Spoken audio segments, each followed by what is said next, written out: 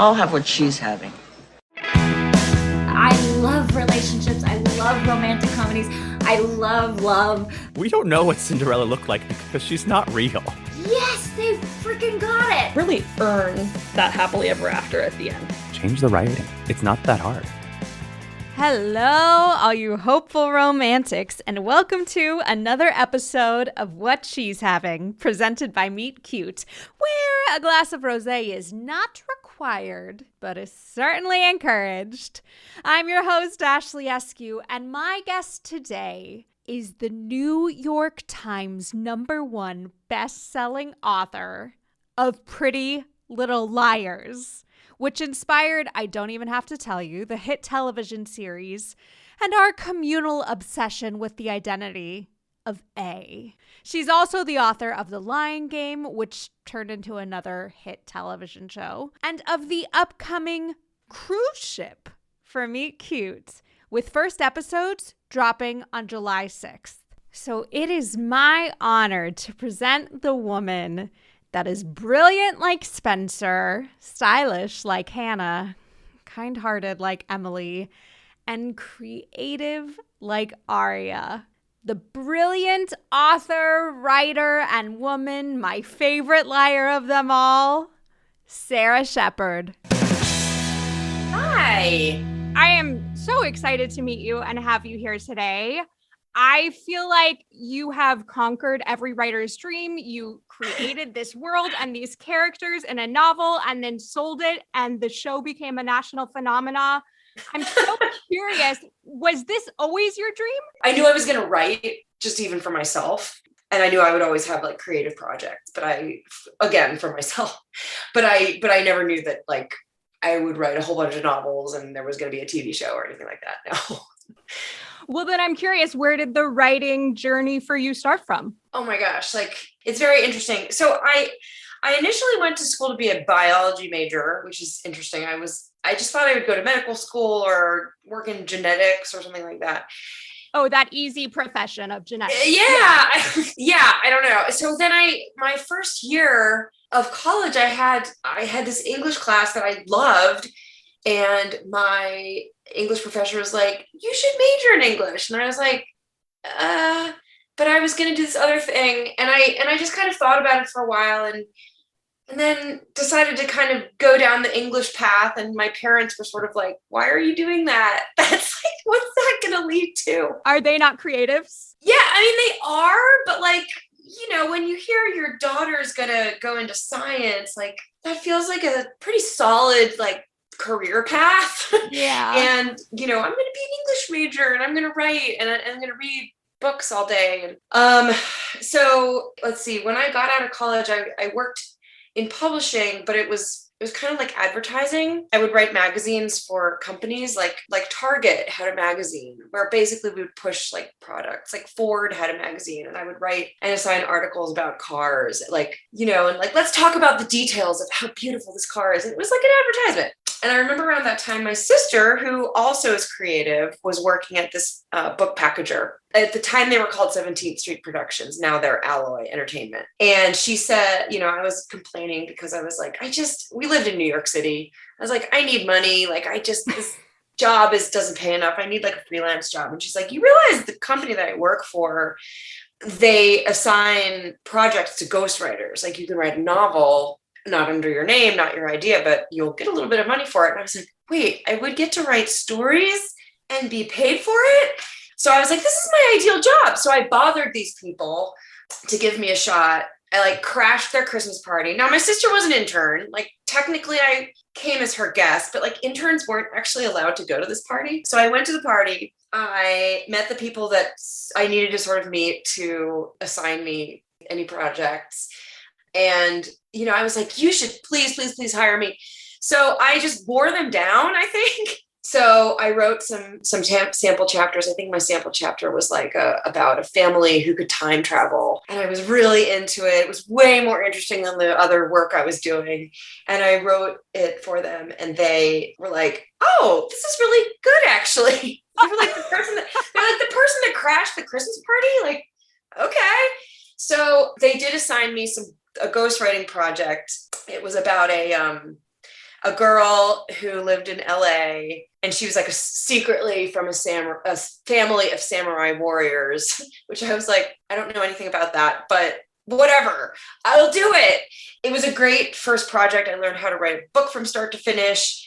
I learned how to be edited. I learned how to work on a deadline. Like, it was amazing. And I got paid like a very, very small amount, but like anything helped at this point. So from there, I probably was a ghostwriter on like a whole bunch of books. I mean, maybe like 8 books. And most of them were either young adult fiction or middle grade, which is more like 2nd to 5th grade of a reader.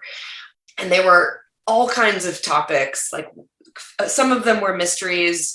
Some of them were this adventure series about the samurai warrior. One was like a ghost story. Like, it was all over the place. But I really learned a lot. And sort of at the end of the last book I was working on, the people that I worked for at this company, now Alloy Entertainment, they're called. And you might know Alloy Entertainment because they also did like Gossip Girl, and they've done many, many book series that are popular right now. They came to me and they were like, do you want to develop your own idea? And I was like, wait, for a book, really? And they said, yeah. So I started to think about what I liked, and I loved YA in the Gossip Girl vein, but I also really loved mysteries. And I loved the idea that this is like going to date me, and also Pretty Little Liars as a series, but texting had become, that was like the big thing on cell phones at the time. Like, there was no social media really. Texting was the thing, and like AOL Instant Messenger. And but the idea, I loved the idea of getting the anonymous text and like not knowing who it was from, or getting the anonymous like thing on your instant messenger, your messaging, whatever your messaging app was, and like somebody knowing something about you. And just like the internet was just becoming more of a place where people were posting parts of their lives, like blogging and whatever. But it was also very anonymous. And like, I was trying to think of like an interesting mystery about, anonymity and the internet and phones and technology and all of that. So somehow Pretty Little Liars came out of all of this. But I do remember before the book series actually sold, I lied and I said that the books had sold already. I was like, oh, I got a book deal, I'm quitting. But as soon as it came out of my mouth, I was like, oh my gosh, I probably jinxed myself. Like, this is never going to sell. Like, this is never going to be anything, because I told this lie and like everybody thinks I have a book series. Like, why did I just do that? So, which is like funny because the whole book series is like based on lying. So I'm like such a liar too. So it did end up selling, which was great. And then it just went from there. Before we move on, I am so curious about this ghostwriting thing. Yeah, I know.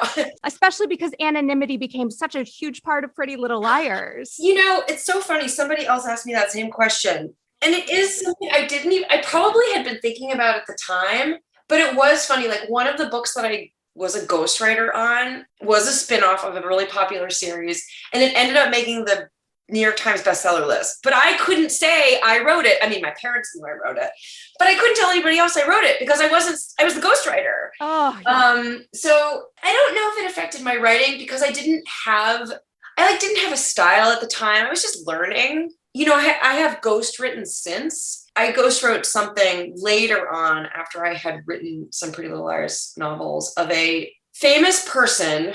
She's very famous, but she wanted to write. And again, I feel like I can't really say who it was, but she wanted to write a YA novel. It was actually a series of novels. And I was like, this plot is so out there, but I just kind of have to like not put myself into it. When you're writing as somebody else, that's totally different. That's a trickier experience. A famous person who actually can't write. But yeah, but that's interesting. Did that anonymity influence the creation of A in Pretty Little Liars? Probably. I mean, it probably did a little bit where it was just like, I'm the person behind the curtain. Like, I'm sure that came into it. But I think at the same time, like, I think I was just always interested in the idea that there were people, especially with the internet being like blogging kind of coming onto the scene, texting coming onto the scene, like, you could put something out into the world and you could hide behind it kind of, because nobody knew it was you. Like you're on a computer, you could say anything you wanted, and you could say that that you knew things. And also people were starting to, when I was around that time, Pretty Little Liars was coming out. Like I had a few friends that had blogs, and I was just kind of like, I can't believe these people are sharing what they are sharing. Was that like the era of LiveJournal? Yes, totally. And Blogger. You just have to be careful, like what you put out there. And the characters in Pretty Little Liars, like weren't even really putting things out there. And that was the scariest part, is that they just were out in the world, just being teenage girls and making mistakes, and somebody was watching, and like just the idea that somebody was watching you and recording you or whatever. Phones suddenly had cameras, and phones, you could take video on them, and it was like this was a very new thing, and also like really scary. And like, yeah, selfies were becoming popular. And I mean, what's so crazy is that when that series started, I didn't know social media was going to become what it became. So it's interesting that all of the things that I worried about like became things to really legitimately worry about. What's kind of incredible to me is, in my personal experience as a teenager, I had such a hypercritical lens on myself that it felt like people were watching me. And me too. So I feel like it amplifies that childhood experience so much, regardless of what social media turned into. Why did you choose to write in that world and that genre and about these particular 4 women? I was getting an MFA in fiction, which was not a huge time constraint. Like we just basically had to write some stories and, be critiqued every so often. So I was also writing it about adults, like in this sort of literary fiction style, which I love. And I thought that was sort of the direction that I would go. If I was going to be a writer at all, if I was going to publish anything, it'd be sort of this like women's literary fiction kind of thing.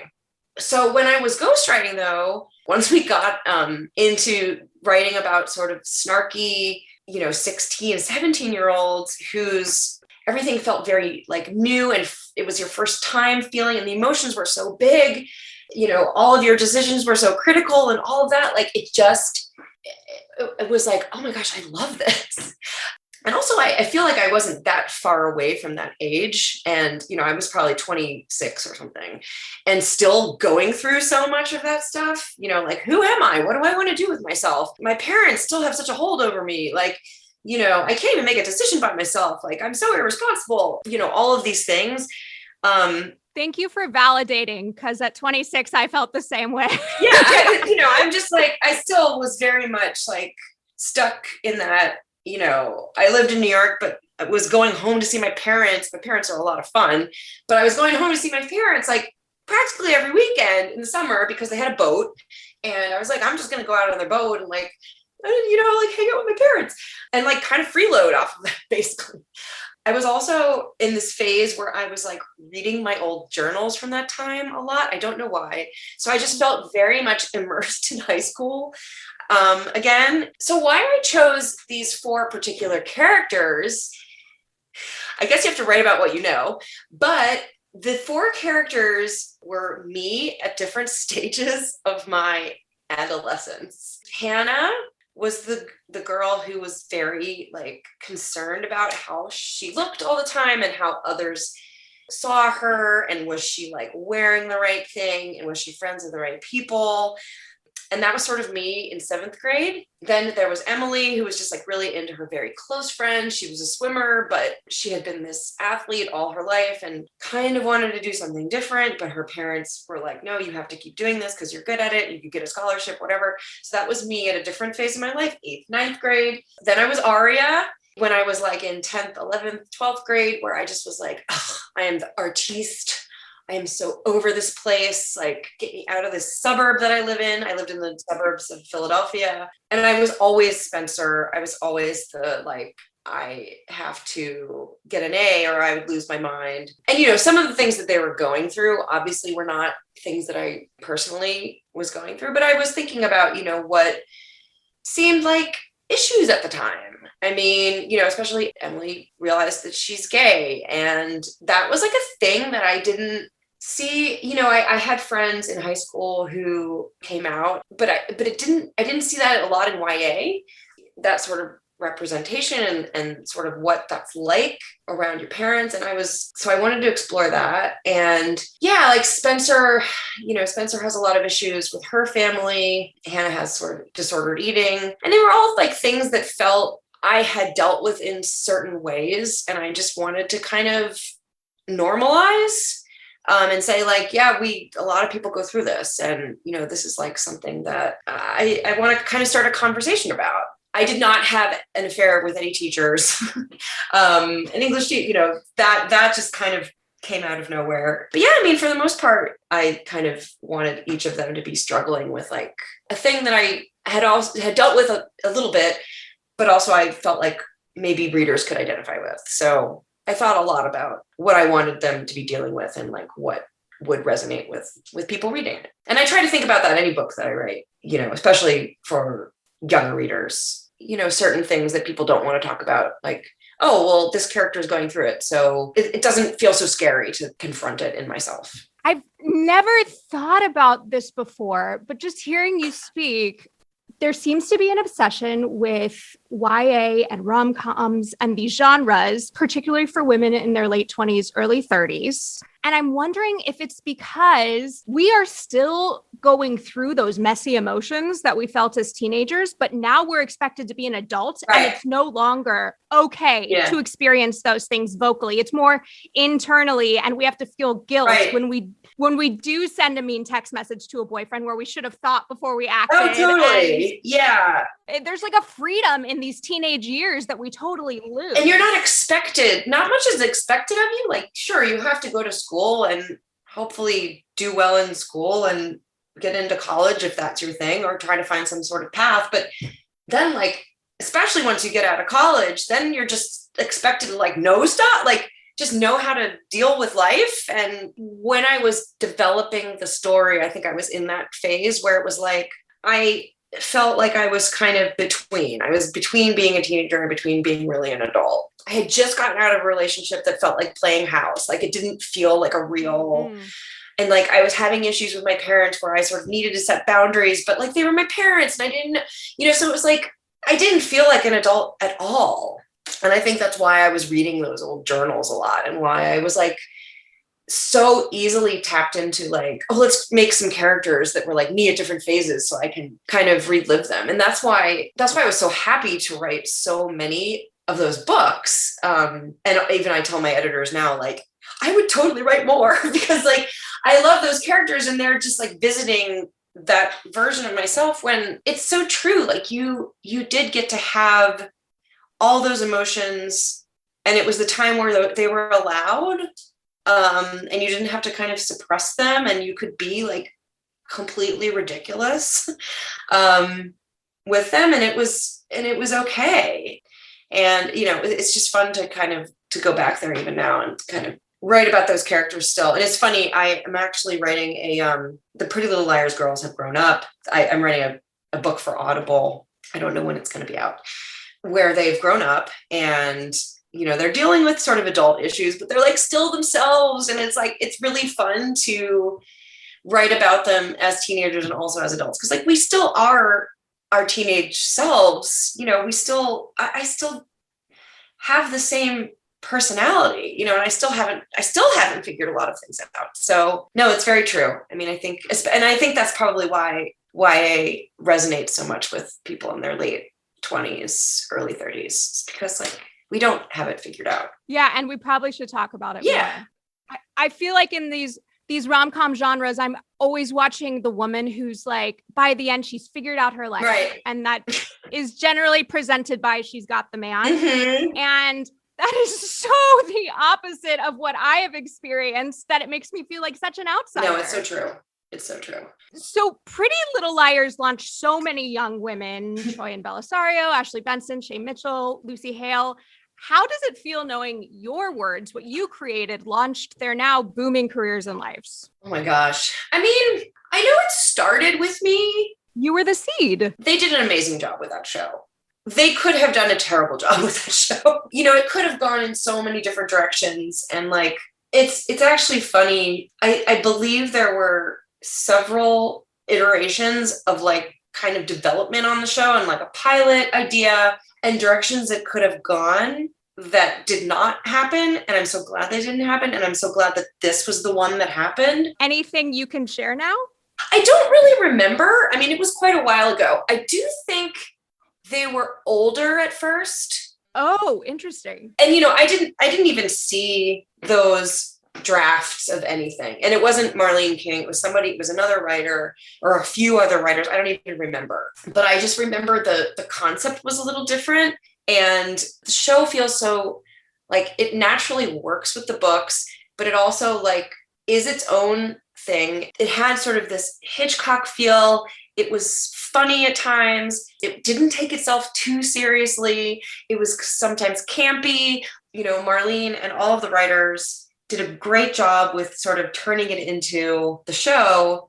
And then the actors did a great job sort of becoming those characters. So like the ways that they reached out to viewers as far as on social media, like it was one of those first shows where it's like funny to think about this now, but you could live tweet like that. You would watch it live and you would like be on Twitter, you know, tweeting along, which is like kind of funny now because who watches stuff live anymore? But, you know, at the time, the episode would air and, you know, I'd be on Twitter and like, wait, what happened? Because I'm like writing and like you're trying to tweet along. And it was like so much fun. And all of the characters would do it. I would go out to LA and we would be in this room and we would all be live tweeting together. They're also really lovely people. I've met them many times and like they're just really, really creative, interesting, funny, sweet. The first time I met Shay Mitchell, she was like, had just moved from Canada. And she was like, this is my first job. And she just was like so adorable. And now she's like super glamorous and like beautiful. Like she was beautiful then. But then you see her and she's just still so sweet and so nice. And like just really, they're all like that. And just very, very like lovely people. So that's a lucky set. Not everyone gets that. No. So Gilmore Girls creator Amy Sherman Palladino famously always knew how she wanted her series to end with those four words. Did you and creator Marlene King have any similar game plan when you began the series? So there were 8 books out before the show came out. So they had a lot to go on. Now they changed some things, but they kept some things the same. As far as the books go, it's funny because at first the publisher only bought 4. You know, I knew the arc of the series to book 4. So I knew who the first A was going to be. But then the publisher, you know, the books were doing well and it was building a fan base. And so they bought 4 more, which is like funny to think of now because I'm not sure that happens anymore. Like, but it was in the age of big book series where you wanted to read a whole bunch, you know, just one after another, like binging a show. So then I was kind of like, all right, well, how do I like deepen this idea? So I thought it was finished at book 8 and like it had an interesting ending and like I really loved it. But then the show came out and we sort of had a sense that it was going to bring a lot of new Pretty Little Liars readers in, people watching the show and whatever. And the publisher bought 4 more books. So I was like, oh my gosh, what am I going to do now? Also probably popping champagne though. No, it was great. It was a good thing. And like I said, I mean, I didn't want to let these characters go. Even at the end of book 8, I was just like, oh, I've written 8 books about you, but like I could keep going. So I was happy to have 4 more. And then it actually even extended beyond that. And it was just there's always going to be an A. There always can be somebody watching. And these girls, you know, they have their weaknesses and, you know, it was kind of easy for them to continue to get in trouble and like screw up. So, and as far as Marlene goes, like they used some of the plot twists from the books, but they also sort of went in their own direction. So I knew kind of where it was generally going. And I have a feeling that they kind of did too. I don't know if from the very first season they knew. Their first A in the show was also my first A. It was pretty much like the same, which was really fun to see on the screen, by the way, where it was like, oh my gosh, I remember writing this part and look, it's on TV. So from there though, I bet once they got that person out of the way, I bet they kind of had an idea of like where it was going to go and how many seasons they could, you know, how many seasons it could go for. And probably in the same way that I kind of did with the publisher buying more, being like, okay, how can we extend this? Like what can happen next? So I'm sure they had an idea. I'm sure it got a little bit more filled in as they kind of fleshed, out the episodes and all of that. Well, it sounds like a fun problem to have. Yeah, it's not a bad problem to have at all. Has writing about love in the YA sphere colored your perception of love in your own life? I mean, I think you always still want, it to be that like those big feelings and like the magical like yearning, which like are my favorite parts to write about, the crush that like, that kind of unattainable and like the time before you actually are with the person. But, as an adult, I mean, you don't experience that as much. I mean, I'm married now. Yeah, I mean, it's different, obviously. Yeah, I mean, it makes you think about what you should appreciate in somebody and how to keep things fun and all of that. Yeah, and it's fun to write about flirting, and then you can kind of think about how to still flirt in your own relationship. And yeah, I mean, I will never get tired of writing about love and new love and like attraction that is unexpected or maybe like falling for the wrong person. All of that. I think it's just so much fun. I mean, you've written about love for Meet Cute. You wrote the Yes. audio rom-com series Winter Break. What interested you about the audio podcast medium? It's fun to try and write a story that you're listening to, where it's all dialogue. You're not getting any narration. It was like working a different muscle. Yeah. But I love the idea of it being just a conversation in two voices and, the story coming out. And the Meet Cute model is so much fun that it's like broken into these 5 parts. They're 3 minutes each, and they sort of have this. I love when things have sort of a formula. And all the Pretty Little Liars novels sort of had a formula. There was sort of like an introduction. Like I knew when things were going to happen and when I would like have, a twist was going to go on this, like practically like page, whatever. So it was kind of easy to write within the formula because you knew like, okay, part 1, you're sort of setting this up, by this part, you kind of have to have all is lost. And then you have the resolution. Like, it was really, really fun to do. And it was an interesting challenge because the parts were only 3 minutes long. So you had to get across a lot about these characters and then meeting and falling for each other or not falling for whatever the situation is in this short amount of time. And having written so many books, and I love writing books, but I'm at the point where I like trying out different ways of telling stories. So this was like a natural fit for me where it just was like, oh, I want to try to do this. And it was so fun to listen to the finished product. I mean, well, you explored such fun worlds with like cosplay and fuzzy. Yeah. You have an upcoming series though with Meet Cute called Cruise Ship. Yes. How did that process for you and the storytelling differ from Winter Break? So Winter Break was only 3 parts, and it kind of, the first part featured a set of characters. The second part featured one character who was sort of a B player in the first part. And then the third part featured a character who was a B player in the second part. So they were all sort of in the same universe, but like completely different stories. The cruise ship is set aboard the Queen Beatrice cruise vessel. So it's all in the same setting. Lots of things can happen on a cruise ship. There are lots of different voyages. I feel like one of them was like, it was like a trip where you could bring your cats and everybody was like a cat fan. Wait, what? I'm pretty sure that was one of them. I took some liberties because I don't actually think cats would be allowed on a cruise ship because of allergies and things like that. But I decided that cats would be allowed. People could bring their cats. There was going to be a cat fashion show, all of these silly things. So this is all in Cruise Ship? Yeah. So it's 9 episodes of all of these different things that happen aboard this ship. And there's all these different people you're going to meet in different scenarios. And there's one couple, it's the captain and the cruise director. It's a love-hate thing. You'll see them kind of in each episode, but you don't really see their story play out until the end, but you'll kind of follow them through each episode. But the episodes are usually about other people and other silly things that are happening on the cruise ship. But I thought it would be fun to do a story on a cruise ship because we all like want to travel again and we haven't been able to go anywhere. especially on a cruise ship. But, this isn't a time where, it's just fun to be on a cruise ship again and going to these different places. So it was kind of fun to travel in my mind, on my imaginary ship, and hopefully people will like to join in.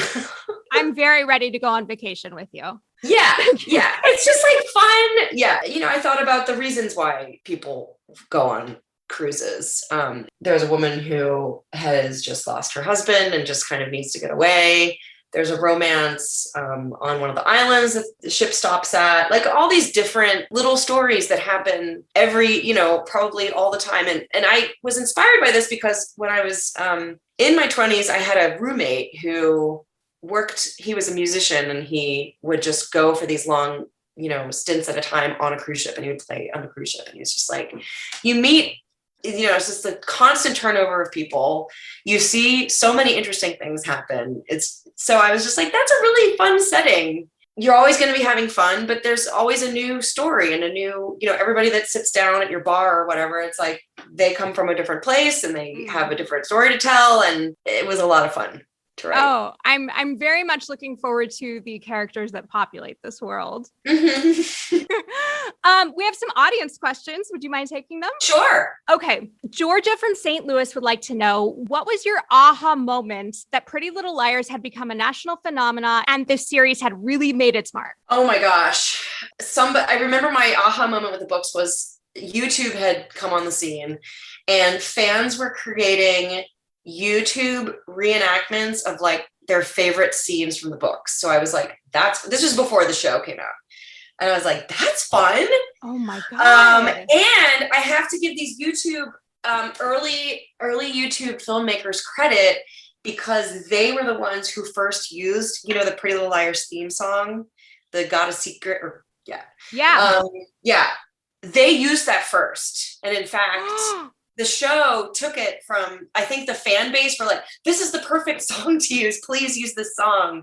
So I was aware of that song before it came on the show because of these YouTubers. On the show, it all felt so glamorous from the start. Like we did a book signing before the show even premiered with the actors, Lucy and Troyan, Ashley and Shay and me, because the 8th book was coming out of Pretty Little Liars. It was supposed to be the end. And I probably said that even in the talk that I gave. I was like, this is the last book. I'm so sad. Well, it wasn't. But even then, like, there were paparazzi there and like photographer. And I was just like, what? So they all knew how to pose. And I just was like, hey. And I just had no idea what was going on. And I don't quite remember like the moment of like, whoa, this is the thing. But I probably when it would trend on Twitter or when it would like be a huge trending thing, as far as what I was talking about with the social media and the live viewing, that was sort of like, wow, this is like a really different way that we're all watching TV together and we're all talking about it. Like, this is really cool. So I would say it was maybe that and the awkward photography, me posing in front of like the step and repeat. Just talking to you, I have no doubt you were far less awkward than you think you were. Oh my gosh, I don't know. So Jenny from Rochester would like to know, before the series ended, what were your favorite fan theories? Oh my gosh. A lot of people thought A was Aria, which was fun. And my argument against that was like, I don't think A can be one of the girls because I think that would be disappointing because we're like so in their point of view and we're kind of following their story, and then would be like, wait, you were the bad guy all along? Like, oh my God. But that one sticks out. But I loved reading the fan theories. And I remember I watched the show as a fan too. I did not know how it was going to end. I didn't know any of the twists. Well, except for the first one, because I wrote the same thing. So I didn't know how it was going to end. I didn't want to know at this point. I was just like, no, I'm going to live tweet like anybody else. But I do remember. I'm sorry, you watched the series finale live without. Yeah, I didn't know. I had no idea. And I have to say, there were a lot of different finales. Like, yes, I watched the series finale live, but there was also like a big moment. I feel like it was at the end of season 6. Somebody's probably going to correct me. Where there was a big reveal, and I just was like, I did not see that coming. I feel like I was voicing my theories along with the fans, and like sometimes I was right accidentally, and sometimes I wasn't, and that was fun. How cool to be excited about your own work and surprised. Yeah, I wanted to be surprised. Ari from Dana Point would like to know, are you working on anything now, and what's next for you? I had a book come out in January called Influence, which is YA, and that I wrote with a young influencer named Lilia Buckingham, and it's a standalone novel that is kind of a murder mystery, kind of like PLL, but also about like the strange world of teenage like TikTokers and Instagrammers. It's an interesting world where like everything that you see on your screen, not all of it is real. So I just did that. I have a book coming out in July that is a sort of a psychological thriller, domestic thriller, but it is about mothers, and they all feel like outsiders. There's this scandal that happens, and we sort of follow the scandal. And of course they have secrets, because I feel like everybody in my books have secrets. It is called Safe in My Arms, and I'm working on a new thriller in the adult world that I don't have a title for yet. Ooh, anything you can tell us about that? Again, it's about secrets. We've all got about murder. And it's about, as a mother now, the thing that me and my best friend, and I feel like I've talked to a lot of people, and they also say this, that they talk about this with their best friends, where we're sometimes like, wouldn't it be fun, not to knock our people we're married to, they're wonderful, but like, wouldn't it be fun if we could just like buy a farmhouse and just like be best friends and live together in our farmhouse with our children, and like, that would be our life. And so it's kind of about this like community of women who live in kind of this intentional community of just mothers, but then something very scary happens, and it's not as great as it seems. So yeah. Ooh, okay, that is very up my alley. Sara, you have made it to the lightning round. Ooh, okay. Happy endings or cliffhangers? Cliffhangers. Working alone or working on a team? Oh my gosh, I've done both. Kind of both. Sorry. That's okay. It's your lightning round. What in your life are you completely over and done with? Oh my gosh. I want to say social media, but I can't, because I sort of have to be on it. And there are many things that I love about it. Oh my gosh, what am I over and done with? Pass. I don't know. I'm not over and done with anything. I still have all my same hangups. What do you wish people would stop asking you? What in your life are you over and done with? No. Perfect. And finally, what is the greatest act of love you have ever witnessed? Oh my goodness. I see great acts of love between my parents. I mean, I could say my kids and all of that, but like my parents have been married for 50 years, and maybe that's wrong. No, I feel like it's almost 50 years. Wow. And it's not quite that, but like they've been through a lot of stuff, and it's just really, really sweet to see how much fun they still have together and how much they still care about each other. And like that they still, I was thinking about this the other day, like they still talk about the first time they met with like excitement. And that's just so sweet. They like were at a party and they were like looking through somebody's record collection together, because this is a long time ago, and like kind of making fun of it or something like that. And it's just like, and I'm like, that's so perfect. Like that's the kind of people that you are. Like you still are like that. And it's just like, they're really, really sweet together. So it makes me happy. Oh, what a beautifully simple meet cute story. I love that. Right? Yeah. I know. I was thinking about that. I'm like, maybe I should like pitch that as a meet cute. Like it should be their meet cute from like 1968 or whatever it was. Thank you so much. This was so much fun today. Oh my gosh, this was so great. Oh, I so appreciate your time and your heart and your stories and your work. And I can't wait for everything that's to come. Thank you. And I can't wait to hear the cruise ship. I have not heard any of it yet. I have not heard the recordings of it yet. So I'm so excited to hear it. Can't wait for that cat one. Yes, the background noises alone. Right? There's a lot of meowing. I remember putting that in, like meowing sounds, more meowing sounds. Yeah. I love it. Thank you, Sarah, so much. Of course. Of course. Bye. Ugh, Sara Shepard, I'm obsessed with your parents' love story and even more obsessed with you. Also, I'm obsessed with finding out who that celebrity is that you ghost wrote the YA novels for. All right, you heard Sarah talk about Cruise Ship, and now beginning July 6th, Meet Cute's newest season of stories, Cruise Ship, will premiere with new episodes each Tuesday and Thursday throughout the month of July. Written by the master storyteller you just heard here and New York Times #1 bestselling author, Sara Shepard. The Cruise Ship series has everything listeners want from an ensemble story. Romance, even in the most unlikely of settings, humor, adventure, all on the high seas and with a complex mix of characters and situations that reflect our modern world. The first 2 episodes of Cruise Ship come out on July 6th and will be available on all podcast apps.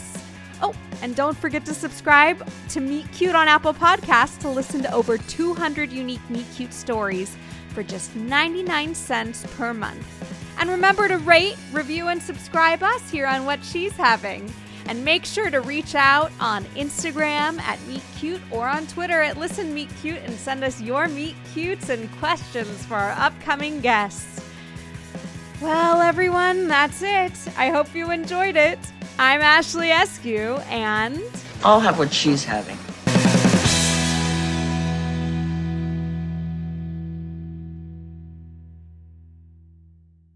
Hi, Meet Cuties. We're so excited to let you know that you can now binge our newest series, Influence, exclusively and ad-free on Wondery Plus. It's Meet Cute's modern adaptation of Jane Austen's Persuasion, and we know you're going to love it.